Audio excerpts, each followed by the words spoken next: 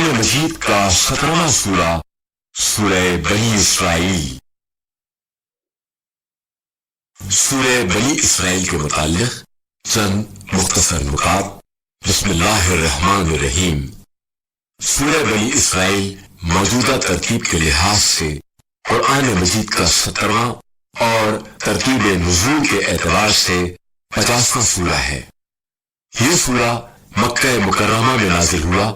اس سورہ کو سورہ بنی اسرائیل اس لیے کہا جاتا ہے کیونکہ اس سورہ کی ابتدا اور اختتام کا ایک بڑا حصہ بنی اسرائیل کے بارے میں ہے، اور بنی اسرائیل حضرت موسیٰ علیہ السلام کی قوم کا نام ہے۔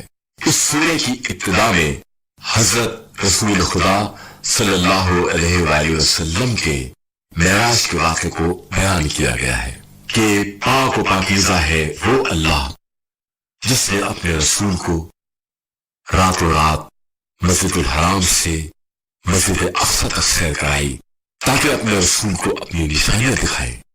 آیت نمبر 23 میں والدین کے احترام کی تاکید کی گئی ہے۔ والدین کی عظمت کا اندازہ اس سے لگایا جا سکتا ہے کہ اللہ نے اپنی وحدانیت کے فوراً بعد ان کے ساتھ حسن سلوک کا حکم دیا ہے۔ والدین سے بدسلوکی تو دور کی بات، اگر ان کی بات ناگوار گزرے تو ان کے سامنے اف کرنے سے بھی منع کیا گیا ہے۔ آیت نمبر 26 میں قریبی رشتہ داروں کو ان کا حق ادا کرنے کا حکم دیا گیا ہے۔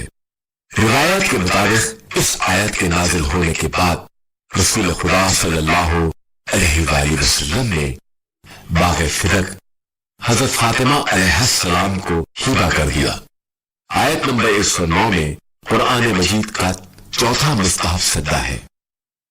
جو شخص شب جمعہ اس سورہ کی تلاوت کرے گا اس کا شمار امام زمانہ علیہ السلام کے اصحاب میں ہوگا، اور قیامت کے دن وہ شہداء کے ساتھ محشور ہوگا۔